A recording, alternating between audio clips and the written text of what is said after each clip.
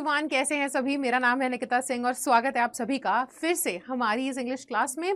और आज की क्लास के अंदर हम आपके बिहार बोर्ड का जो रेनबोज बुक है उसका चैप्टर नंबर 2 करने वाले हैं, जिसका नाम है Bharat is my home, written by Zakir Hussain. तो ये चैप्टर आज हम स्टार्ट कर रहे हैं। चैप्टर नंबर 1 जो कि था इंडियन सिविलाइजेशन एंड कल्चर, वो हम लोगों ने खत्म कर दिया है, महात्मा गांधी जी के द्वारा लिखा हुआ चैप्टर।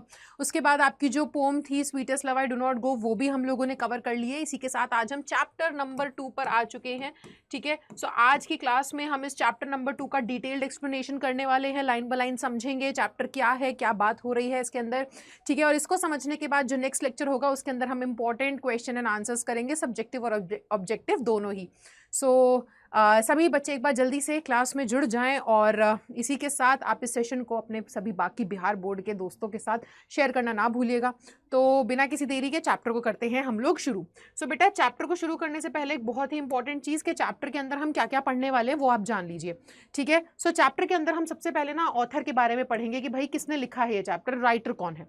सिर्फ इसलिए नहीं क्योंकि चैप्टर की समझ अच्छी से आएगी, आपको समझ अच्छी तगड़ी समझ आपको हो जाएगी चैप्टर की, इसलिए नहीं पढ़ रहे हैं हम ऑथर के बारे में, इसलिए भी पढ़ रहे हैं क्योंकि एग्जाम में भी क्वेश्चंस आते हैं, आप जानते हैं। ठीक है, उसके बाद हम चैप्टर के बारे में पढ़ेंगे। अब देखो, पूरा चैप्टर का डिटेल्ड एक्सप्लेनेशन करने से पहले, लाइन बाय लाइन पढ़ने से पहले एक हम ना ओवरव्यू यानी कि हम संक्षिप्त में समझ लेंगे कि आने वाला जो चैप्टर है इसमें किस बारे में बात हो रही है, किस मुद्दे पे बात हो रही है, चैप्टर का जो बैकग्राउंड है वो जान लेंगे। ठीक है, और फिर उसके बाद हम डिटेल्ड एक्सप्लेनेशन पे निकलेंगे जिसमें लाइन बाय लाइन पढ़ते हुए हम चैप्टर को समझेंगे। सो ये सारी तीनों चीज़ें आज की क्लास में हम कवर करने वाले हैं। आई होप आप लोग तैयार हैं, करते हैं फिर शुरू। ठीक है, चलो। तो ये जो हमारा चैप्टर है वो लिखा गया है डॉक्टर जाकिर हुसैन के द्वारा। क्या आप लोग मुझे कमेंट सेक्शन में बता सकते हैं डॉक्टर जाकिर हुसैन हैं कौन? और जैसे कि आप सभी बच्चे तो बिहार के हैं तो आपको पता होना चाहिए डॉक्टर जाकिर हुसैन जो है वो बिहार के गवर्नर भी रह चुके हैं और वो हमारे भारत के तीसरे राष्ट्रपति थे। ठीक है, प्रेसिडेंट थे, हमारे थर्ड प्रेसिडेंट हमारे इंडिया के। सो ये है डॉक्टर जाकिर हुसैन और इन्होंने ही ये चैप्टर लिखा है। अब तुम बोलोगे मैम ये चैप्टर इन्होंने लिखा है, क्या ये किताब थी, क्या है? तो उसी के बारे में हम बताते हैं। इन्होंने कोई किताब नहीं लिखी, कुछ नहीं, बल्कि हुआ क्या था कि डॉक्टर जाकिर हुसैन जब वो प्रेसिडेंट बन गए थे, तो आप जानते ही हैं जब हम प्रेसिडेंट मतलब हम नहीं, आपने देखा होगा कि मिस्टर नरेंद्र मोदी भी हैं, प्राइम मिनिस्टर हैं या प्रेसिडेंट है, जब भी ये ऐसी पोस्ट पर आते हैं तो उसके बाद ना उनकी एक ओथ सेरेमनी होती है, शपथ समारोह, जिसके अंदर वो शपथ लेते हैं कि मैं नरेंद्र मोदी या मैं डॉक्टर जाकिर हुसैन मैं शपथ लेता हूँ कि मैं भारत के संविधान को फॉलो करते हुए और उसकी भलाई के लिए सारे एक्शंस करूंगा, जो भी है, मतलब वो उस हिसाब से एक ओथ लेते हैं, शपथ लेते हैं। तो शपथ ग्रहण समारोह जो होता है, उसी शपथ ग्रहण समारोह के अंदर उन्होंने एक स्पीच दी थी डॉक्टर जाकिर हुसैन, जब थर्ड प्रेसिडेंट के लिए इलेक्ट हो गए थे, मतलब कि उनको चुन लिया गया था, वो जीत गए थे। और उसके बाद जब उनका शपथ ग्रहण समारोह था तो उसके अंदर वो वहाँ पे स्टेज पे खड़े होकर के इतने सारे लोगों के सामने एक भाषण देते हैं। और वो भाषण जो होता है वो उनका वही शपथ ग्रहण समारोह के भाषण का एक भाग जो है वो आपको दिया गया है, जिसको आज आप पढ़ रहे हैं, Bharat is my home. So actual में कोई किताब नहीं है बेटा, ये इनकी शपथ में से ही, इनकी स्पीच में से ही, इनके भाषण में से ही एक हिस्सा आपको पेश किया जा रहा है। ठीक है, सो डॉक्टर जाकिर हुसैन जिनका जन्म हुआ था 1897 में और इनकी मृत्यु हो गई थी 1969 में। इनका जन्म हुआ था हैदराबाद में और ये one of our greatest freedom fighter as well as an eminent educationist जाने जाते हैं। यानी कि सबसे फ्रीडम फाइटर आप जानते हो, है ना, आज़ादी के लिए जितने भी लोगों ने लड़ाई करी थी, जैसे शहीद भगत सिंह का नाम हम सुनते हैं, है ना, तो वैसे ही बोलते हैं, वैसे ही इनका नाम भी लिया जाता है। बहुत ही बड़े स्वतंत्रता सेनानी थे ये। उसी के साथ साथ केवल वही नहीं बल्कि एमिनेंट, एमिनेंट का मतलब क्या होता है, बहुत ही ज़्यादा पॉपुलर, ठीक है, काफ़ी जाने माने एजुकेशनिस्ट भी थे, शिक्षा के लिए भी इन्होंने बहुत स्टैंड लिया। ठीक है, okay. Doctor Hussain became the president of India in 1967। अब देखो यहाँ पे जो डॉक्टर हुसैन है वो 1967 के अंदर क्या बने थे, वो प्रेसिडेंट बने थे। लेकिन आप देख पा रहे हैं इनका देहांत जो है वो 2 साल के अंदर हो गया था, 1969 में इनकी डेथ हो गई थी, बट है ना, तो ये 1967 में प्रेसिडेंट बने थे। अब यहाँ से ना क्वेश्चन आ सकता है कि डॉक्टर जाकिर हुसैन प्रेसिडेंट कब बने, तो बेटा आपको पता होना चाहिए कि 1967 में ये प्रेसिडेंट बने थे। ठीक है, इनकी जन्म की तिथि और आपको ये मृत्यु की भी पता होनी चाहिए।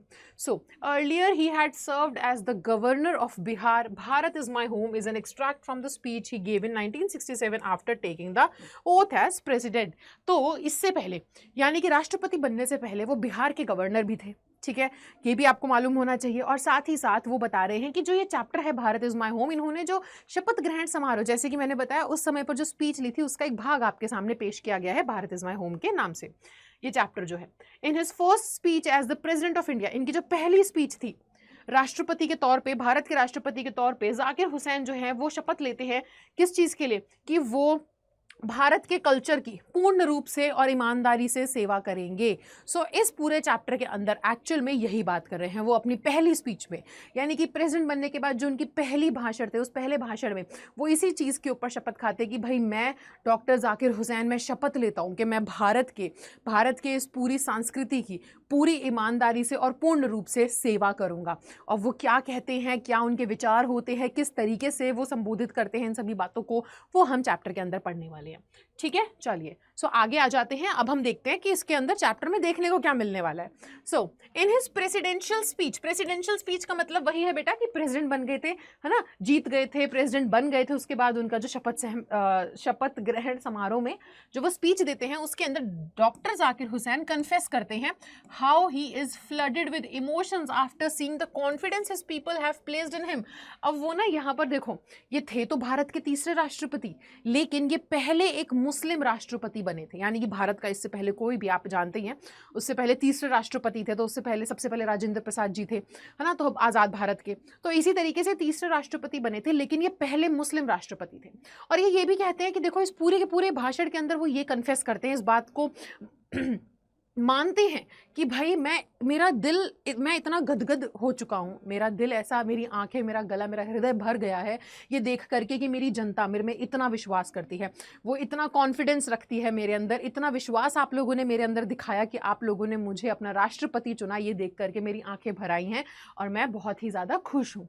ठीक है, वो ये बात करते हैं। He praises doctor Radha Krishnan for his contributions during his time as the president. वो साथ ही साथ डॉक्टर राधा कृष्णन, अभी आप जानते हैं डॉक्टर राधा कृष्णन कौन है, अब आने वाला है, पास में है 5 सितंबर। सो हम टीचर्स डे मनाते हैं ना, तो डॉक्टर राधा कृष्णन का जो है उसी से रिलेशन है। आप लोग मुझे कमेंट सेक्शन में ज़रूर बताइए डॉक्टर राधा कृष्णन है कौन, और या फिर ये ज़रूर बताइए कि हम लोग टीचर्स डे क्यों मनाते हैं तो आप लोग को पता होना चाहिए। तो इसी चीज़ के लिए ना वो लोग यहाँ पे जो हमारे डॉक्टर जाकिर हुसैन है वो इस बारे में बात भी करते हैं कि डॉक्टर राधा कृष्णन और उनका जो कंट्रीब्यूशन था, ठीक है, जब भी जिस वक्त वो हमारे प्रेसिडेंट रहे, डॉक्टर राधा कृष्णन जब भारत के प्रेसिडेंट थे, राष्ट्रपति थे, उस बीच उनका जो भी योगदान था, उन्होंने जो भी कार्य किया भारत के लिए, तो वो उस बारे में भी बात करते हैं, उसकी भी बहुत सराहना करते हैं।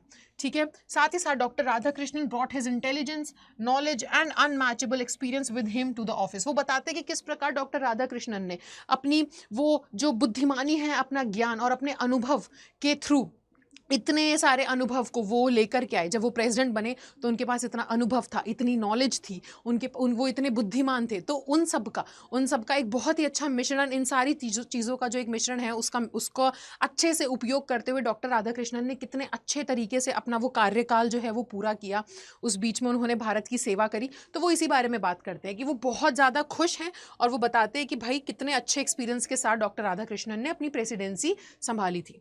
Zakir further promises the audience that he is accepting his duties with complete modesty and intends on staying committed to it।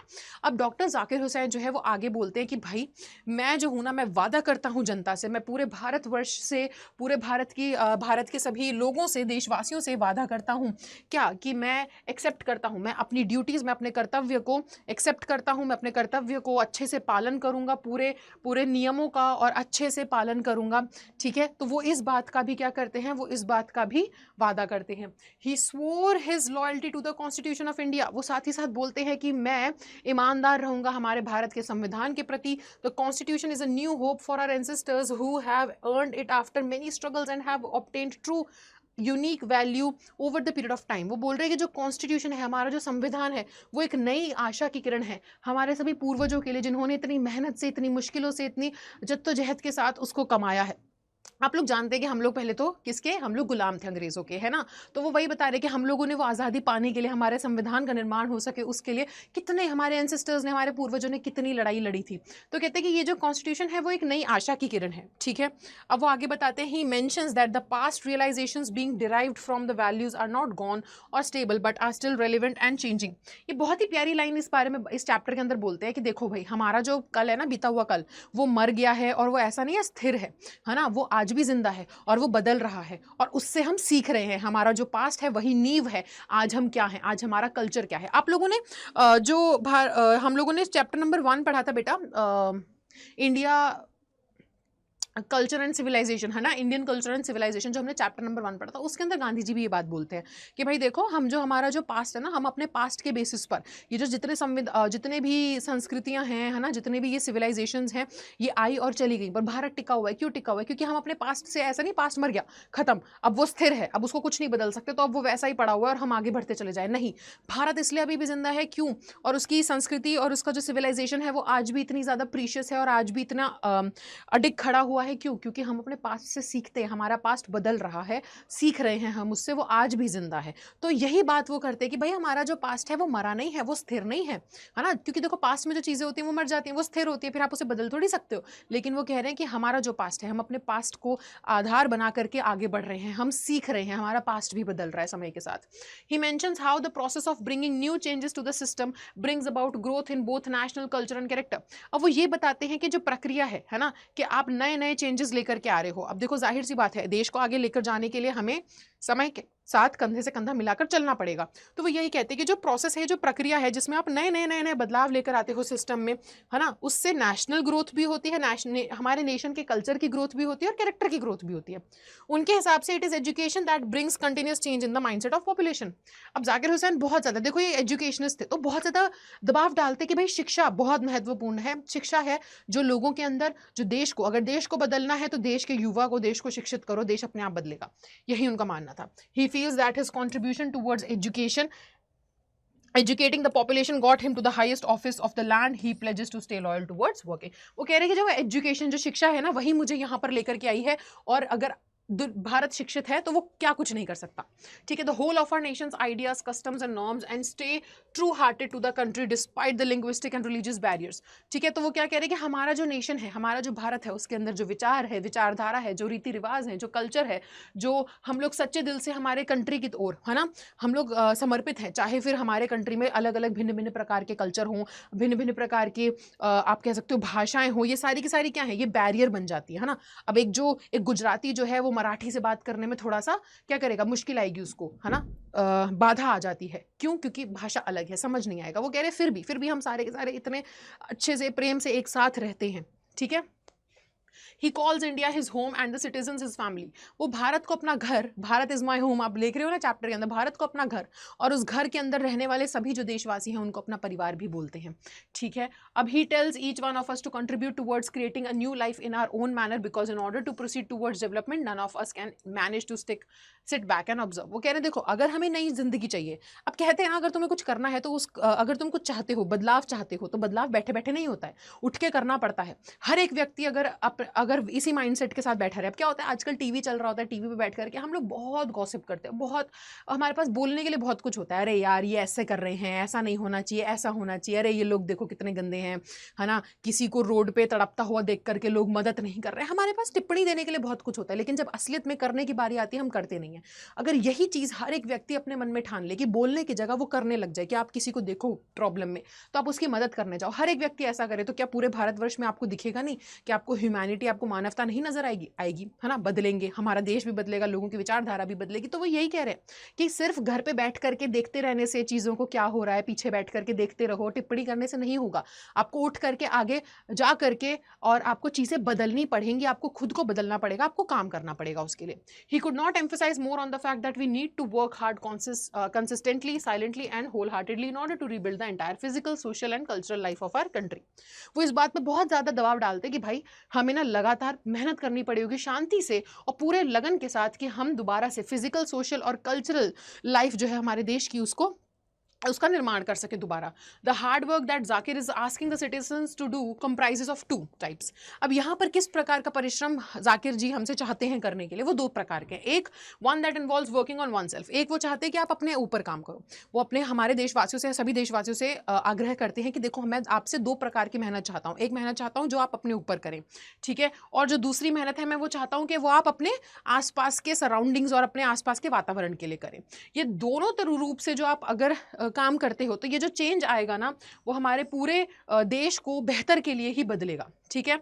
He mentions how the use of power for the right reason is considered a part of our national behaviour which has also been pass down from one of our greatest leaders of our history, Mahatma Gandhi. Thus he asked to commit ourselves in working towards the strengthening of the nation and maintaining peace with it। चलिए, सो ये तो हमने read कर लिया, लेकिन ना ये तो चैप्टर का आपको ओवरव्यू मिल गया कि कैसे ये जो कहानी है, कहानी नहीं बेसिकली एक स्पीच है, भाषण है। तो ये भाषण कहाँ पे दिया गया था, किस समय पर? 1967 में भाषण दिया गया था, जब वो प्रेसिडेंसी जीत चुके थे, प्रेसिडेंट बन चुके थे। उसके बाद शपथ ग्रहण समारोह में ये सभी बातें वो करते हैं। वो देश को संबोधित करते हैं, देश के युवाओं को, हर एक व्यक्ति को बताते हैं कि उनका क्या कर्तव्य है और वो किस प्रकार अपना कर्तव्य पूरा करने वाले हैं। सो ये सभी चीजें हैं बेटा इस चैप्टर के अंदर, ठीक है। अब ना इस चैप्टर पे आगे बढ़ने से पहले हम क्या करेंगे, अब हम लोगों ने क्या क्या चीजें कवर कर ली। देखो, अब हम लोगों ने अबाउट दी ऑथर यानी कि जाकिर हुसैन के बारे में पढ़ लिया है, हमने चैप्टर में क्या पढ़ने को मिलेगा वो भी जान लिया। तो अब हम शुरू करते हैं हमारा चैप्टर। सो एक्चुअल जो हमारा ये चैप्टर है, ठीक है, उसको शुरू करेंगे हम लोग। अब बस आप 1 सेकेंड रुके, ठीक है। तो हम इस चैप्टर को स्टार्ट करेंगे और इस चैप्टर को हम लोग line by line, word by word पढ़ेंगे, क्या है इस चैप्टर के अंदर, क्या नहीं है, ठीक है। वो सभी चीजें हम लोग जानेंगे। चलिए, तो करते हैं शुरू। ओके, आप लोगों को विजिबल है, आप लोग देख पा रहे हैं, या मैं इसको थोड़ा सा, हाँ जी, और बड़ा कर दूं। आई होप कि अब आप लोगों को नजर आ रहा होगा अच्छे से। सो यहाँ पर वो बोलते हैं, आई मस्ट कन्फेस, ठीक है, एक सेकेंड, दूसरा कलर ले लेते हैं अपन, रेड, ब्लैक के ऊपर रेड से तुम्हें नजर आ जाएगा। I must confess that I am overwhelmed by the trust my people have placed in me by electing me to the highest office in the land. वो कह रहे हैं कि मैं इस बात को ना जरूर मानूंगा, मैं इस बात को जरूर मानूंगा, और मैं आप लोगों के सामने इस बात को मानते हुए ये कहना चाहता हूं कि मैं गदगद महसूस कर रहा हूं कि भाई लोगों ने मेरे अंदर इतना विश्वास दिखाया, लोगों ने इतना विश्वास दिखाया मेरे अंदर कि उन्होंने मुझे इस ज़मीन पर जो सबसे बड़ा औहदा है, जो सबसे बड़ा पोस्ट है, उस पर बैठा दिया है। तो वो ना लोगों का धन्यवाद कर रहे हैं कि भाई इतना भरोसा दिखाने के लिए मेरे अंदर कि मैं, है ना, हमारे देश पे, देश के अंदर हमारी ज़मीन पे जो सबसे बड़ा औहदा है, आपने मुझे उस पर बैठा दिया, इतना विश्वास दिखाने के लिए कि मैं इस लायक हूँ और मैं कुछ अच्छा कर पाऊंगा। उसके लिए आज मैं बहुत गदगद हूं, मैं बहुत ही ज्यादा आपका शुक्रिया अदा करता हूं, ठीक है। Doctor Radhakrishnan brought to the presidency a mental equipment, a degree of erudition and wealth of experience rarely to be found anywhere. वो कह रहे, देखिए डॉक्टर राधाकृष्णन जो थे, तब वो उनकी प्रेसिडेंसी यानी कि उनके कार्यकाल की बात कर रहे हैं जब वो राष्ट्रपति थे। तो वो कहते डॉक्टर राधाकृष्णन ने क्या दिया, उनका क्या योगदान था। वो कहते देखिए ना, वो जो है ना राष्ट्रपति के कार्यकाल के समय पर वो एक मेंटल इक्विपमेंट यानी कि एक ऐसा एक मानसिक उपकरण लेकर के आए थे, एक ऐसी डिग्री ऑफ एरुडिशन, एरुडिशन का मतलब क्या होता है, विद्वता, ठीक है। वो बोल रहे हैं कि एक ऐसा विद्वान तरीका और ऐसा एक मानसिक उपकरण वो लेकर के आए थे, इतना ज्यादा भर भर के, वेल्थ ऑफ एक्सपीरियंस, यानी कि उनके पास कैसा संपत्ति थी, उनके पास अनुभव की संपत्ति थी, उनके पास इतना सारा अनुभव था, इतनी नॉलेज थी, इतने वो बुद्धिमान थे। तो ये सारी चीजें वो लेकर के आए थे प्रेसिडेंसी के अंदर, यानी कि जब वो प्रेसिडेंट बने तो वो उन्होंने बहुत बड़ा योगदान दिया, और इन सभी चीजों के माध्यम से उनका जो योगदान था वो बहुत बड़ा था, जो आपको कहीं देखने को नहीं मिलेगा। During a lifetime devoted to the pursuit of knowledge and truth, he has done more than probably any other man to bring out and explain Indian philosophical thought and the oneness of all true spiritual values. अब यहाँ पर वो क्या कह रहे हैं, वो कह रहे हैं कि देखिए हमने, हाँ, उनके लाइफ टाइम में उनका जो ज़िंदगी थी, उनके पूरी ज़िंदगी में उन्होंने समर्पित कर दिया था किसको, परस्यूट ऑफ नॉलेज को, ज्ञान को समर्पित कर दी थी अपनी ज़िंदगी, सच्चाई को समर्पित कर दी थी। और उन्होंने ना इतना ज़्यादा किया, इतना काम किया देश के लिए, लोगों के लिए उन्होंने इतना काम किया कि शायद ही किसी और व्यक्ति ने किया होगा, है ना। वो दार्शनिक थे, उनके सोच विचार वैसे थे, और वो एकता में मानते थे, एकता में विश्वास करते थे डॉक्टर राधाकृष्णन, ठीक है, और सच्ची आध्यात्मिक वैल्यूज़ में विश्वास करते थे। He has never lost his faith in the essential humanity of man।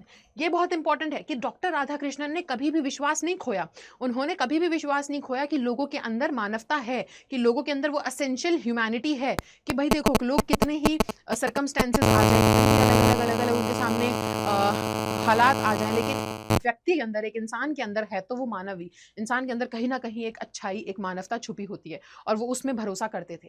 और उन्होंने उस बात पे से अपना विश्वास कभी नहीं हिलने दिया कि इंसान के अंदर मानवता है, एवरीबडी इज ह्यूमन, इवेंचुअली हर एक व्यक्ति एक इंसान है, और कहीं ना कहीं इंसानियत सभी के अंदर है। And he himself has never ceased to champion the right of all man to live in dignity and justice. है कि वो पूरी डिग्निटी के साथ, पूरे आत्मसम्मान के साथ, है ना, और पूरे न्याय के साथ जी सके, अपनी जिंदगी गुजार सके। Paragraph 3. I can only assure you that I enter this office in a spirit of prayerful humility and total dedication. वो कह रहे हैं मैं आपको इस बात का assurance, यानी कि मैं आपको इस बात का वादा कर सकता हूँ, आपको इस बात का पूरा भरोसा दिला सकता हूँ कि मैं इस ऑफिस में घुस रहा हूँ, यानी कि मैं इस ओहदे को एक्सेप्ट कर रहा हूँ, मैं राष्ट्रपति के पद पर आ रहा हूँ। किस चीज़ के साथ? एक स्पिरिट के साथ, एक ऐसे जज्बे के साथ जो कि भरपूर है ह्यूमिलिटी यानी कि विनम्रता से, है ना, कि आप लोगों ने, और डेडिकेशन, दृढ़ता के साथ, यानी कि मैं अब प्रेसिडेंट की जो पोस्ट है वो एक्सेप्ट कर रहा हूं पूरे विनम्रता के साथ, कि आप लोगों ने मुझे इस लायक समझा कि मैं इतने बड़े ओहदे पर बैठ सकूं, और साथ ही साथ पूरी डेडिकेशन के साथ कि मैं अच्छे से काम करूंगा आप सभी के लिए। ठीक है, I have taken the oath of loyalty to the constitution of India. वो कहते हैं कि मैं भारत के संविधान के प्रति लॉयल रहूंगा, ईमानदार रहूंगा। It is the,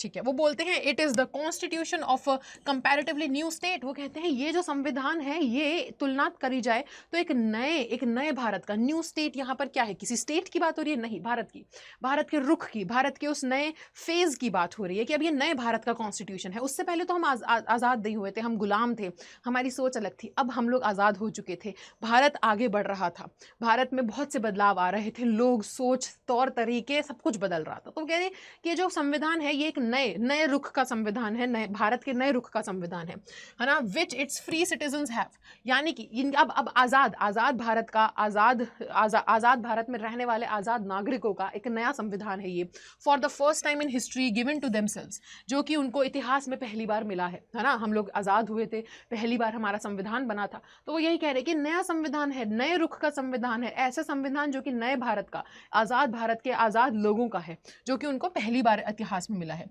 It is the young state of an ancient people who, through the long millennia and through cooperation of diverse ethnic elements, have striven to release timeless absolute values in their own peculiar way. Peculiar का मतलब होता है अटपटा, अजीब।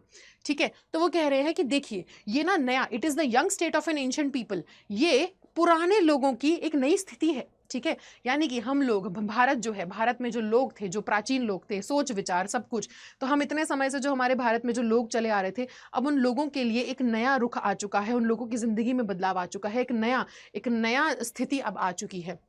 वह लोग जो इतने लंबे समय से अपना थ्रू कॉपरेशन, यानी कि साथ में हाथ मिला करके, कॉपरेट करके चलना, साथ दे करके चलना, ठीक है, तो वो यही बता रहे हैं कि ऐसे लोगों की, ऐसे प्राचीन लोगों की एक नई, एक युवा स्थिति है ये, जो लोग इतने लंबे समय से साथ में मिल करके काम कर रहे थे, डाइवर्स एथनिक एलिमेंट्स, यानी कि हम क्या बोलेंगे, यानी कि देखो एथनिक एलिमेंट्स क्या हो जाते हैं, जातीय, अलग अलग जातीय, देखो यहाँ पे अलग अलग लोग, अलग अलग भाषा वाले सब लोग मिल करके साथ में काम कर रहे हैं, है ना, साथ में रह रहे हैं एक ही छत के नीचे, एक ही तरीके से, और क्या कर रहे हैं, वो रियलाइज कर रहे हैं कि have striven to realize timeless absolute values in their own peculiar way, यानी कि जो हमारे प्राचीन भारत के प्राचीन लोग जो थे वो आज की युवा स्थिति समझ रहे हैं, और वो युवा स्थिति जो है वो कैसे, वो उन्होंने इतने लंबे समय से एक साथ चलते हुए सभी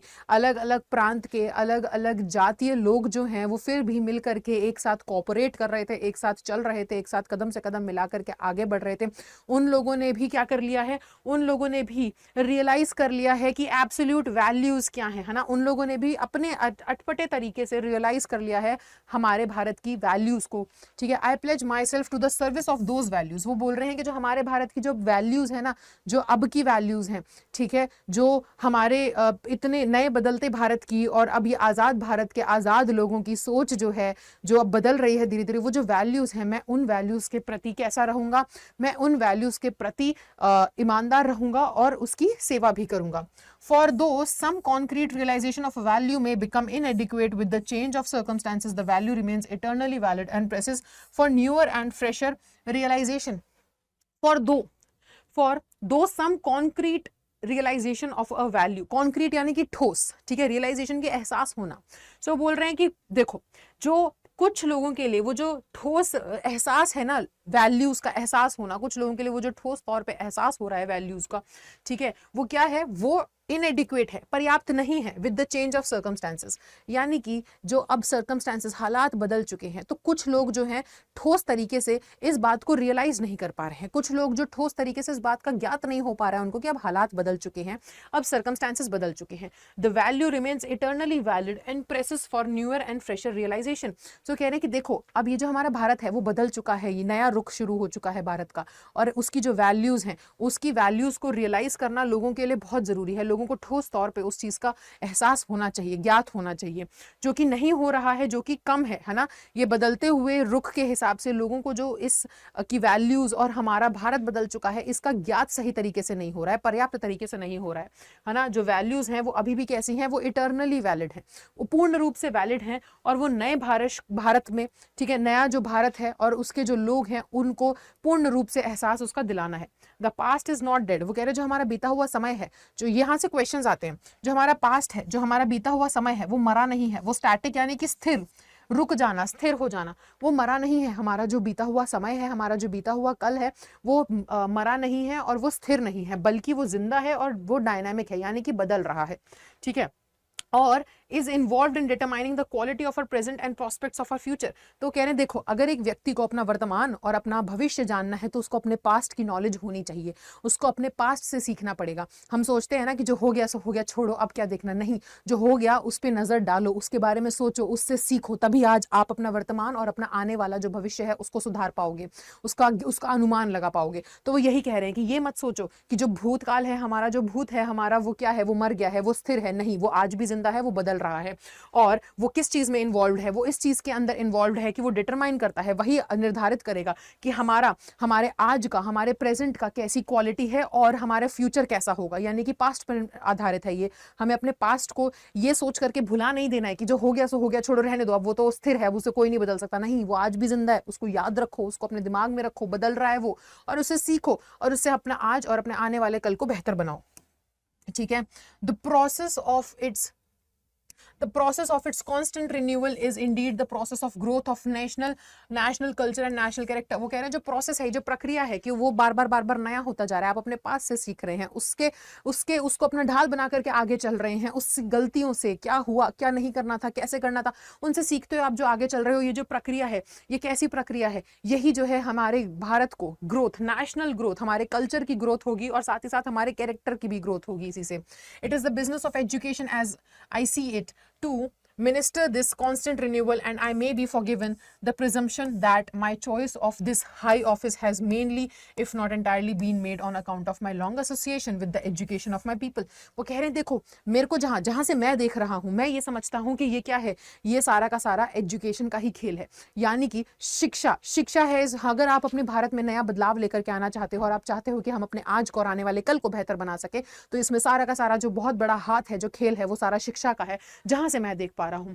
अगर आप चाहते हो कि ये कांस्टेंट, ये लगातार हम लोग बदलते रहें, हम आगे बढ़ते रहें, हम चीजों को सीखते रहें, तो आपको क्या करना पड़ेगा, वो कह रहे हैं कि हमें ना शिक्षा को अपना ढाल बनाना पड़ेगा, शिक्षा के मार्ग पे चलना पड़ेगा, ठीक है। और वो कह रहे हैं कि देखो आज मैं यहाँ पर हूँ, आज मैं हाईएस्ट ऑफिस में, सबसे बड़े ओहदे पर, सबसे बड़े पोस्ट पे बैठा हूँ, क्यों, मेरा भी यही मानना है कि मैं यहाँ पर हूँ क्योंकि शिक्षा के माध्यम से यहाँ तक पहुंचा हूँ और मुझे भी अपने लोगों को शिक्षा के माध्यम से आगे लेकर के जाना है। I maintain that education is a prime instrument of national purpose and that the quality of education is inescapably involved in the quality of the nation। वो कह रहे हैं कि मैं ये मानता हूं कि हमें जो शिक्षा है उसको क्या करवाना पड़ेगा, वो हमारा मुख्य हथियार होगा, वो हमारा मुख्य उपकरण होगा, ठीक है, जो कि नेशन पर्पस, यानी कि हमारे भारत का, हमारा जो उद्देश्य है वो क्या होना चाहिए, मुख्य हथियार हमारे उद्देश्य को पूरा करने में। हमारे भारत का जो उद्देश्य है कि हमारा भारत आगे बढ़ सके, हमारे देश का ही नहीं बल्कि हमारे देश में रहने वाले देशवासियों का भी जो है ग्रोथ हो, वो भी आगे बढ़े, उनका भी विकास हो, तो उसका एक मुख्य जो उपकरण है इस मार्ग पे चलते रहने का और इसको अटेन, यानी कि इसको पूरा करने का, इस उद्देश्य को पूरा करने का, वो शिक्षा ही है। आप शिक्षा की मदद से ही आगे बढ़ सकते हो और वही हमारे इस नेशनल पर्पस को पूरा करने में मदद करेगी, उद्देश्य को पूरा करने में मदद करेगी। और जो एजुकेशन, सिर्फ शिक्षा नहीं, ढंग की शिक्षा, एजुकेशन की क्वालिटी अच्छी होनी चाहिए। वो ये कह रहे हैं कि एजुकेशन अगर अच्छी क्वालिटी की एजुकेशन है तो वो हमारे भारत के, हमारे देश की क्वालिटी को भी सुधार देगी। I therefore pledge myself to the loyalty of our past culture from wheresoever it may have come and by whomsoever it may have been contributed। वो कह रहे हैं कि मैं आज यहाँ पे सबके सामने ये कहता हूँ कि मैं शपथ लेता हूँ कि मैं अपने आप को ईमानदार रखूंगा हमारे पास्ट कल्चर के प्रति, यानी कि हमारा जो बीती हुई संस्कृति है मैं उसके प्रति ईमानदार रहूंगा, चाहे वो किसी से भी आई हो और फिर उसका उस कल्चर में, उसकी संस्कृति में, हमारी पुरानी संस्कृति में किसी का भी योगदान रहा हो, मैं उसके प्रति ईमानदार रहूंगा। I pledge myself to the service of the totality of my country's culture. वो कहते हैं मैं यहाँ पर दोबारा से क्या वो बोल रहे हैं कि मैं यहाँ पे शपथ लेता हूँ कि मैं पूर्ण रूप से हमारे भारत के इस संस्कृति की ओर ईमानदार रहूंगा और उसकी सेवा करूंगा। I pledge my loyalty to my country irrespective of religion and language. I pledge myself to work for its strength and progress and for the welfare of its people without the distinction of caste, colour and creed. वो बोल रहे हैं कि मैं फिर से, वो बोलते हैं मैं शपथ लेता हूँ अपने देश के प्रति ईमानदार रहूंगा, बेशक इस चीज का बिल्कुल भी, वो कह रहे हैं इररिस्पेक्टिव, इससे फर्क नहीं पड़ता कि क्या धर्म है क्या भाषा है, मैं अपने देश के प्रति ईमानदार रहूंगा, मैं इस बात की शपथ लेता हूँ बिना। I pledge myself to work for its strength and progress. मैं शपथ लेता हूँ कि मैं देश के मजबूती के लिए और उसके विकास के लिए काम करता रहूँगा और उस देश में रहने वाले लोगों के हित के लिए काम करता रहूँगा, बिना इस बात पे भेदभाव करे कि वो कौन सी कास्ट, कौन सी जात से, कौन से रंग के, किधर से आते हैं। ठीक है, तो यानी कि बिना कोई भेदभाव के वो देश के प्रति, देश के लोगों के प्रति अपना शपथ लेते हैं कि वो पूरे तरीके से ईमानदार रहेंगे और उनकी सेवा करेंगे। The whole of Bharat is my home. अब वो क्या बोल रहे हैं यहाँ पर कि पूरा ये जो भारत है वो मेरा घर है और इसमें रहने वाले सभी देशवासी मेरे परिवार वाले। The people have chosen to make me the head of this family for a certain time. वो कह रहे हैं लोगों ने यहाँ पर चुना है कि वो इस भारत के, यानी कि इस घर का जो मुखिया है वो मुझे बना रहे हैं कुछ समय के लिए। It shall be my earnest endeavour to seek to make this home strong and beautiful. वो कह रहे हैं कि ये मेरा सबसे पहला और सबसे बड़ा काम रहेगा, सबसे बड़ा उद्देश्य रहेगा कि मैं इस घर को मजबूत और सुंदर बना सकूं और एक ऐसा घर बना सकूं जहां पर लोग रहना पसंद करें, ठीक है, और जहां पर जिंदगी जो है वो विकसित हो, अच्छे से फले फूले। The family is big and is constantly growing. वो कह रहे हैं कि जो परिवार है ये बड़ा है और ये बढ़ता जा रहा है, यानी कि जो देश है, देश के अंदर रहने वाले लोग, देश उनका घर और लोग उनका परिवार वाले। तो कह रहे हैं जो परिवार वाले हैं ये बहुत ज्यादा है, बहुत बड़े हैं और हम बढ़ते जा रहे हैं, ठीक है, at a rather inconveniently fast pace. और वो भी हम कैसे, वो भी बहुत तेजी से हम बढ़ते चले जा रहे हैं। We shall each one of us have to participate unsparingly in building its new life. वो कह रहे हैं तो इस वजह से हम सब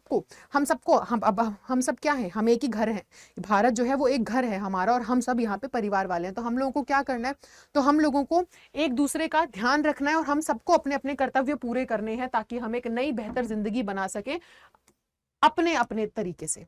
ठीक है, इतना सबको क्लियर है? आई होप आप लोगों को यहां तक क्लियर होगा। किसी को कोई डाउट तो कमेंट में जल्दी से पूछ लो। Okay, got it. सो वो क्या बोल रहे हैं कि अपने अपने तरीके से हम सबको क्या करना है, बिना छूट दिए, बिना नजरअंदाज किए अपने काम पे, अपने कर्तव्य को पूरे तरीके से पूरा करना है।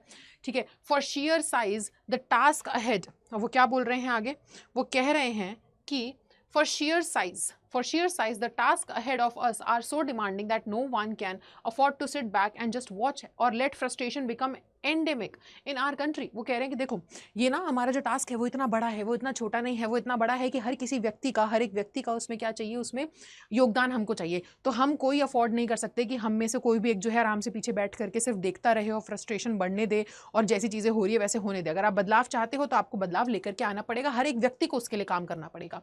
ठीक है, the situation demands of us work and more work, silent and sincere work, solid and steady reconstruction of the whole material and cultural life of our people.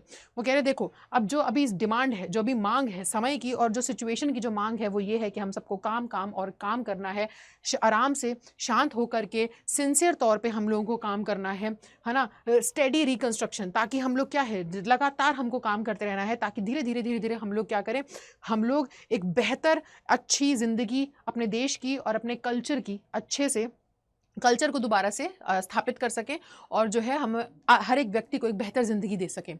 This work as I see it has two aspects. वो बोल रहे हैं ये जो काम है, जिस काम की मैं बात कर रहा हूँ वो दो तरीके के काम है। एक है कि आपको अपने ऊपर काम करना है और एक है आपको सोसाइटी और समाज के लिए, आसपास के समाज के लिए काम करना है। They are mutually fruitful aspects of work. ठीक है, the work on oneself is to follow the urge towards moral development as a free person. वो कह रहे हैं देखो आपको अपने ऊपर किस तरीके से काम करना है कि आपको ना डेवलपमेंट, अपने खुद के नैतिक विकास के लिए काम करना है, ठीक है।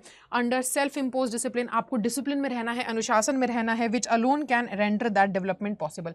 वो कह रहे हैं और अनुशासन ही है जो अकेले तौर पे इस डेवलपमेंट को पॉसिबल कर पाएगा, इस विकास को रूप में ला पाएगा, यानी कि विकास असली तौर पे हो पाएगा अगर आप डिसिप्लिन हैं, अगर आप अनुशासित हैं तो। It's and production is a free moral personality. वो कह रहे हैं अब इतना काम करने से अगर आप अनुशासित रहते हैं, है ना, और आप अपने ऊपर काम करते हैं और नैतिक रूप से अगर आप विकास करते हैं अपना, तो उसका रिजल्ट क्या मिलने वाला है, डिसिप्लिन को फॉलो करने का रिजल्ट क्या मिलेगा। रिजल्ट ये होगा कि आपकी एक फ्री मॉरल पर्सनालिटी होगी, यानी कि एक आज़ाद नैतिक जो है आपकी पर्सनालिटी बन चुकी होगी। We can neglect the end product only at our peril. वो कह रहे हैं अगर आपको एंड प्रोडक्ट, यानी कि अगर आपको हम एंड प्रोडक्ट क्या होता है 2 + 2 = 4, तो जो 4 है ना वो एंड प्रोडक्ट है कि ये पूरा काम करने के बाद जो रिजल्ट निकला। तो कह रहे हैं कि ये पूरा काम करने के बाद आप डिसिप्लिन में रहते हैं, आप अपने ऊपर काम करते हैं, ठीक है, इसका काम करने के बाद जो परिणाम आ रहा है, अगर आप उस परिणाम को नहीं चाहते तो फिर आप अपने खुद के रिस्क पर, आप अपने खुद के जो है रिस्क पर इस चीज़ को अपना लीजिए कि अगर आपको ऐसा नहीं चाहिए तो, अगर आप ऐसे व्यक्ति नहीं बनना चाहते तो, ठीक है। This end product cannot sustain itself without seeking and exercising itself to bring about the approximation of the society to which it is privileged to serve better, a juster and a more graceful way of life। वो कह रहे हैं अगर आप नहीं करना चाहते तो आप खुद ही देखिए कि आपको एक बेहतर ज़िंदगी से आप अपने आप को वंचित रखेंगे, एक बेहतर जीने के एक बेहतर तरीके से, एक जस्टर यानी कि एक ज़्यादा न्याय, जस्टिस होता है ना, तो जस्ट हम बोलते हैं ना कि बहुत ही ज़्यादा फेयर है, न्याय है, सबको बराबर की चीज़ें मिल रही हैं, ठीक है। तो कह रहे हैं कि वैसी ज़िंदगी आपको नहीं मिलेगी, आप ये सब खो बैठेंगे। The individual can not grow in full perfection without a corresponding advance of the collective social existence. वो कह रहे हैं एक अकेला व्यक्ति ना नहीं रह सकता जब तक पूरे समाज में, जब तक वो पूरे समाज, वो देखो हम क्या हैं, हम एक सामाजिक जानवर हैं, हम लोग सोशल एनिमल्स हैं। एक अकेला व्यक्ति जो है वो नहीं जिंदा रह सकता, वो नहीं पनप सकता अगर वो सामाजिक तौर पे ध्यान नहीं रखेगा अपना, तो ठीक है। वो ये कह रहे हैं Let us resolve to get wholeheartedly engaged in these two aspects of work, individual and social। वो कह रहे हैं कि इसीलिए हम लोग को ना पूरे दिल से काम करने में लग जाना चाहिए, अपने ऊपर और समाज के लिए भी, आसपास के वातावरण के ऊपर भी, ठीक है। दिस ड्यूअल एफर्ट, ये जो दो तरीके से आप काम करोगे, है ना, will give to the life of our state a special flavour. इससे एक नया स्वाद, एक नया तड़का लगेगा हमारी जिंदगियों में।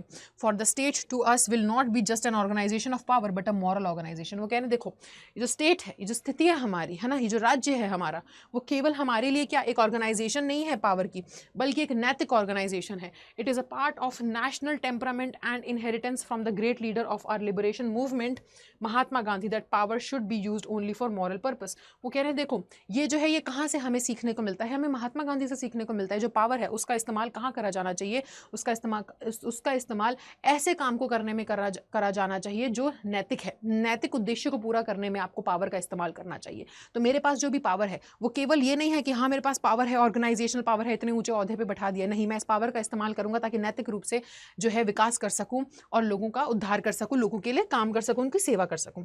The peace of the strong is what we shall dedicate ourselves to work for. वो कह रहे हैं हम लोग को किस चीज़ में समर्पित करना चाहिए, हमारा काम को हमें किस तरीके से करना चाहिए ताकि हम शांति कायम कर सकें। I have full faith in my people, मेरे को पूरा भरोसा है अपने लोगों में, that we will bring forth the energy requisite for the satisfactory performance of this dual task. वो कह रहे हैं कि रिक्विजिट का मतलब होता है जो ज़रूरी है, आवश्यक है, ठीक है। वो कह रहे हैं कि मेरे को पूरा भरोसा है अपने लोगों में कि हम सारे के सारे वो एनर्जी अपने आगे ज़रूर लेकर के आएंगे जो कि ज़रूरी है इस काम को पूरे तरीके से संतुष्ट तरीके से करने के लिए।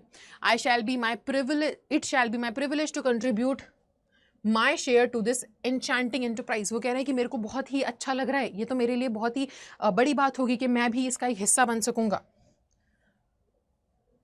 और यहाँ पर आपका ये जो चैप्टर है वो हो जाता है खत्म, ठीक है बेटा। सो ये जो है 9 पैराग्राफ की छोटी सी ये जो एक आपको दिया गया है उनके स्पीच का भाग, वो है आपके सामने। सो ज़्यादा कुछ नहीं है, बेसिकली इस पूरे के पूरे चैप्टर के अंदर वो बात क्या कर रहे हैं, आपको यहाँ नीचे डिफिकल्ट वर्ड्स भी दे रखे हैं। इस पूरे चैप्टर के अंदर वो बात कर रहे हैं कि भाई देखो, है ना, वो किस प्रकार हमारे देश की सेवा करने वाले हैं, कैसे उन्होंने क्या उन्होंने अपने लिए ठाना, किस प्रकार वो देश के लोगों का धन्यवाद कर रहे हैं इस ओहदे पे उनको बैठाने के लिए। फिर वो बात करते हैं राधा कृष्णन के बारे में कि उनका कितना अच्छा योगदान रहा था, वो अपने अनुभव से इतना उन्होंने योगदान दिया। फिर उसके बाद वो बात करते हैं कि लोगों को किस प्रकार उनको आगे बढ़ना चाहिए, उनको कैसे काम करना चाहिए ताकि वो सिर्फ अपना ही नहीं बल्कि अपने समाज का भी उद्धार कर सकें, बेहतर जिंदगी बिता सकें। और साथ ही साथ फिर वो बताते हैं कि उनके क्या कर्तव्य हैं, वो अपनी ईमानदारी, अपनी किस प्रति दिखाएंगे, किस तरीके से, किसकी तरफ समर्पित है, उनकी ईमानदारी हमारे देश के प्रति, हमारे देश के संविधान के प्रति समर्पित है, देश के लोगों के प्रति, उनकी सेवा के प्रति समर्पित है। सो इन सब चीज़ों के बारे में वो बात करते हैं। बहुत ही खूबसूरत सा चैप्टर है। इस चैप्टर से क्वेश्चंस आते हैं, जहाँ से क्वेश्चंस आते हैं वो इस प्रकार से क्वेश्चन आते हैं कि पास्ट किस तरीके से मरा नहीं है। यहाँ पे जाकिर हुसैन जी का कहने का क्या मतलब था कि पास्ट इज़ नॉट डेड, तो आप वो बताएंगे कि हमें हमारा पास्ट जो है वो मरा नहीं है, वो स्थिर नहीं है, बल्कि बदल रहा है, जिंदा है, हमें उससे सीखना है ताकि आज और आने वाले कल को बेहतर बना सके। सो ये है हमारा chapter Bharat is my home. अब बेटा हम अगली क्लास में इसके इंपॉर्टेंट क्वेश्चन जो इसके वर्ड मीनिंग्स है वो यहाँ पर दिए हैं, अगली क्लास में हम इसके इंपॉर्टेंट क्वेश्चन करेंगे, ठीक है। सो ये सारे इंपॉर्टेंट क्वेश्चन आंसर्स हम अगली क्लास में कवर करने वाले हैं। तो इस चैप्टर का लाइन बाय लाइन एक्सप्लेनेशन हो चुका है। जो डाउट्स हैं वो आप मुझे ज़रूर बताएं वीडियो के कमेंट सेक्शन में, ठीक है। और मिलेंगे हम आपसे अगली क्लास में शाम 8 बजे, जिसके अंदर इसके सब्जेक्टिव और ऑब्जेक्टिव क्वेश्चंस को हम करेंगे। तब तक के लिए bye bye, take care and thank you so much.